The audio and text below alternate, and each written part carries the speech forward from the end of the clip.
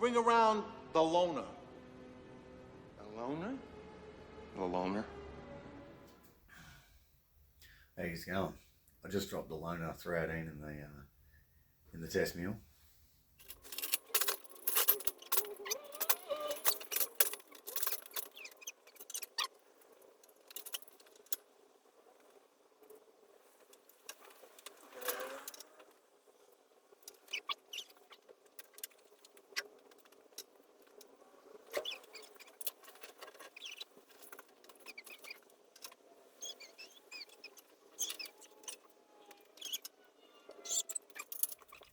So yeah, we're on our way. This thing's first cab off the rank with this is we'll get into put the oil lines on and the filter, and then prime the system, and then I guess exhaust and everything else. Got to get this thing running. So yeah, let's get into it. So yeah, same scorcher distributor that I used beforehand on the Bumblebee 318. Same fuel lines and bits and pieces, but this intake needs a 2-inch spacer to get up to match the height of the air gap. And so yeah, where the bracket was with the throttle cable bracket was with the air gap, they kept it just up above the plug leads. And so I'm gonna have to do 2-inch spacer there, which I've got one over there. It's no big drama. I've got a 2-inch 4-hole spacer, so that'll work good. But yeah, it's just sitting there, no engine mounts. Yeah, only the bell housing's bolted up at the moment, so I guess start getting a bit of progress happening.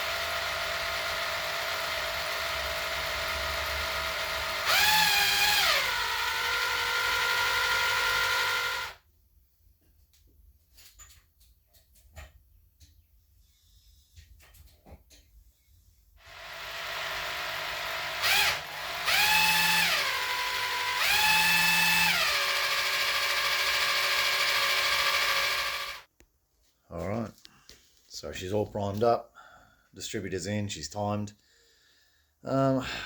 This valve cover, I don't have a breather for that, and it's got the small PCV valve. I don't have a PCV valve for that either. So what I'll do is I'll take these old covers that I used, just, we've been mucking around with these, used them for a bunch of different stuff, stripped the rust off of them and that in one of the videos. Yeah, in my rust video, my derusting video, I derusted these and obviously used them to paint the Bumblebee 318. But yeah, I'll clean these up, spray them, and slap them on that.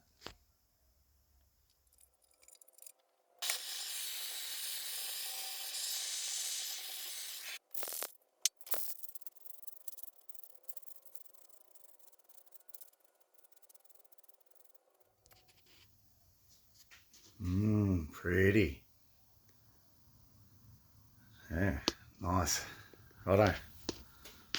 So I'll get into the exhaust.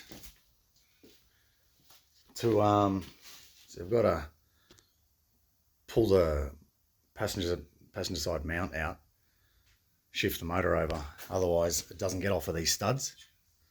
So because yeah, it's real tight down this side. Lift it off, throw some gaskets in there with some goo. Happy days.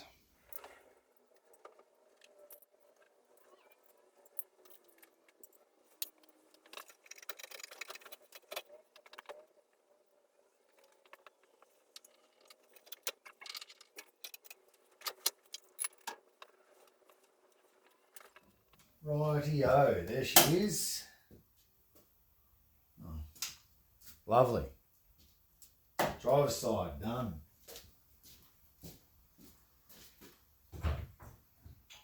On to the passenger.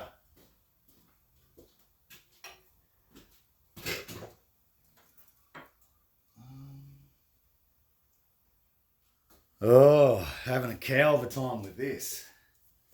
Now that the brake lines are in, there's a major interference. So let's just see what we can achieve. Get this stuff out of the way.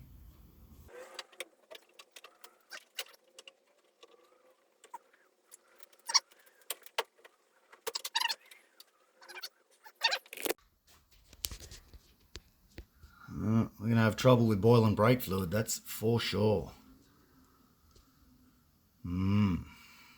Alright. That might just have to be redone. That's far, far too close as far as I'm concerned. Well, got new gaskets on the valve covers. Still got a cluster. Still got issues down there. But let me get onto the water pump. Alright, so I've got a plate. I've got a piece of plate is what I'm trying to say. I made this template. I'll get the bolt pattern sorted out so I can cut this. It's 5/16, 8mm flat bar to block that off, rather than the old pump that cooked itself and died. I'll be using Davies Craig remote mount, so that just slips onto the bottom. The bottom outlet on the radiator. And the only drama is, so this with a plate across it being fed by the Davies Craig is pretty simple. The only headache is I've got, I don't know if you can see that, that's Davies Craig's 1.5 inch, and this is 1 3/4 inch. So swapsies, screw that into there, feed it by the Davies Craig. Got a template, make that plate for there. Should be pretty straightforward.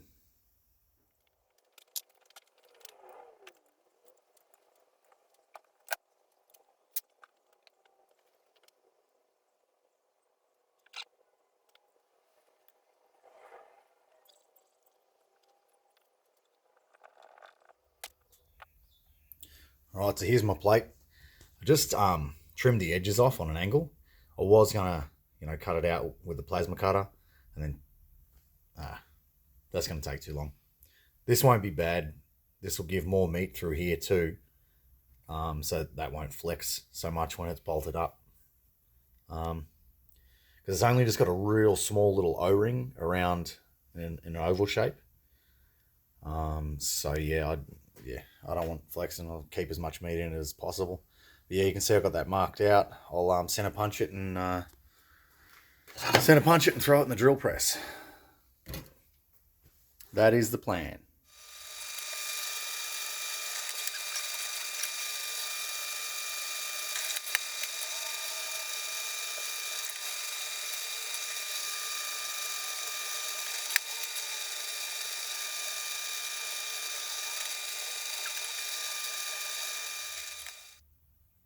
Not bad. Pretty happy with that. I was accurate enough with the marking out that I haven't had to touch the holes either. The couple of screws are a little bit tight, but yeah, it goes straight in. So happy with that. I'm going to pull it out now. I mean, you can see I've got the Davies Craig pump sort of dummied up down in there. Just a couple of bits of just radiator hose that I had laying around, little extra pieces from when I cut the top one and when I mucked around with that sort of thing. So I just had bits and pieces laying around, and they just that just so happen to fit nicely, so works out good. That's yeah, that's coming along. Yeah, so there's my plate, all ready to go. I recessed these because the screws were just a little bit short, and chamfered the back here, holes in the back there. So yeah, it's good. Found this this housing's got a 1/8 thread in the back of it, so I decided I'll chuck a zinc anode, sacrificial anode in there. So just nip that off, I suppose. Nip it off with the side cutters. And there's the whooshka. And so yeah, now yeah, that'll get chewed away and not the whole motor. So yeah, that's nice. Yeah, I'll paint this and I'll bolt it all together.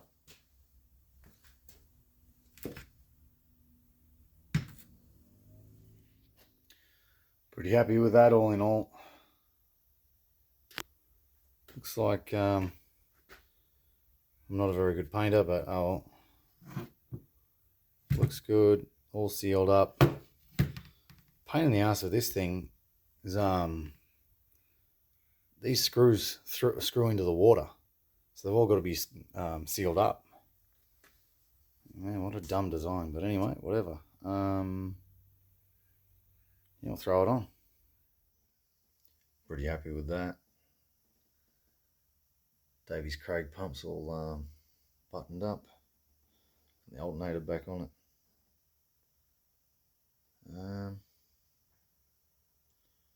Yeah, radiator hoses are back on. That's ready for coolant. Might slap a carburetor on it, I think. Well, as you can see, I started into this and forgot to film.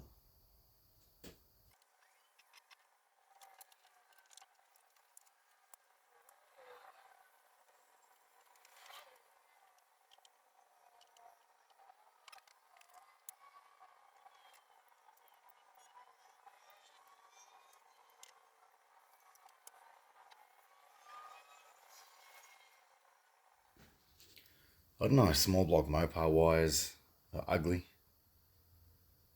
or if it's just these ice ones. These are the ice 9mm ice race series. Now that doesn't look too bad, but other side's rubbish. Anyway, I'll neaten up this electrical. Yeah, I'll neaten this electrical up and get going with it. So yeah, wiring's done. Wiring's all hooked back up. Starter motor's hooked back up. Now it just needs a coolant and a battery. One fuse. When this CSR pump blew, it blew a fuse. So I'll have to buy a fuse. I've got none here. But so fill me little Jerry with fuel. So got to go out anyway. But yeah, she's just about ready to crack off. Well, put some water in it and this is dripping everywhere. Thermostat housing's dripping, just dribbling. Righto, here we are. It's holding water. So re-gooed thermostat housing. Turned out that thermostat housing's real bowed. It's got a good old woof in it, so yeah, it just needed a bit of extra gasket goo. The goo that I'd put on there was just a light smear, and it hadn't even touched. It's so warped at the back here that the two mating surfaces hadn't even touched. So there's no wonder it was just dribbling. But yeah, I had to reseal the bottom stud. I'd sealed the stud that screws into the block, but I'd say the old timing covers rotted through because it was just pouring. So yeah, I've sealed the hell out of that and tightened up the hose clamps, a few hose clamps here and there, and so I got the big old syringe. Hang on a second. Got my big old syringe and filled the fuel bowls. So hang on. So yeah, fuel bowls are full of fuel. Battery's in. Stole the battery out of the tow pig, so yeah, that's good. I think we're ready to roll. I think this is pretty well ready to rock. I might find the timing light in case it does run, in case, you know, the stars align and everything actually goes my way for lights. Find the timing light and see if I can, yeah, get an idea of what the timing's like. So anyhow, let's get her running.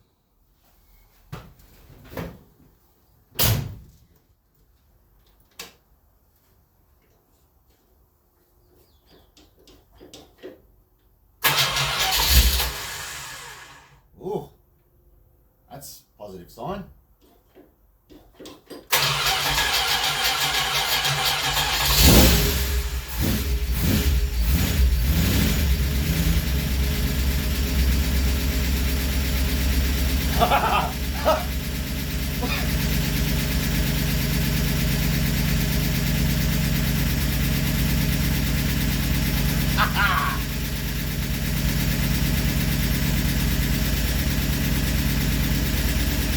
Very rich, 11-to-1 rich, and 1200 RPM idle.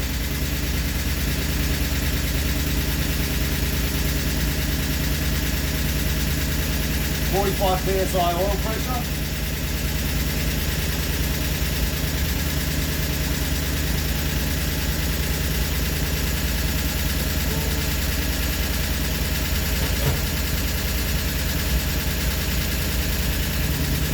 Headers are smoking.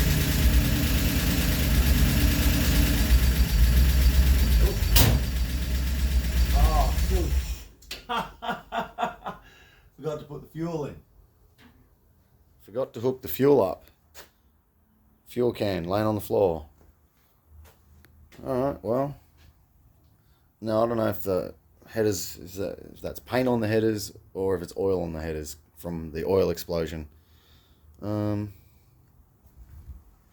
Hard to know. Yeah, definitely hard to know. Anyway, whatever. Better hook the fuel up and try again.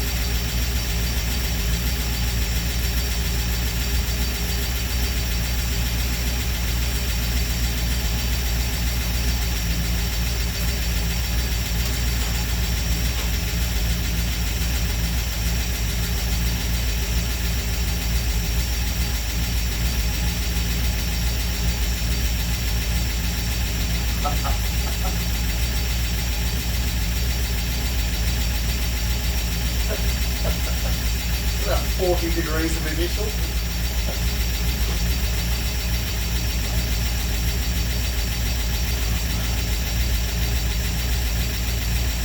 I don't believe that's it for its paint.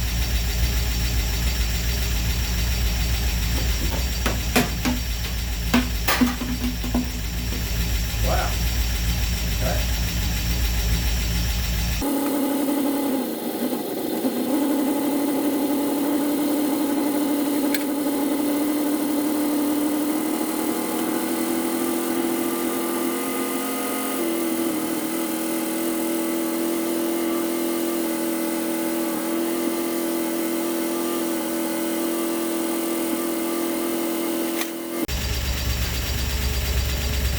Timo special, yet again.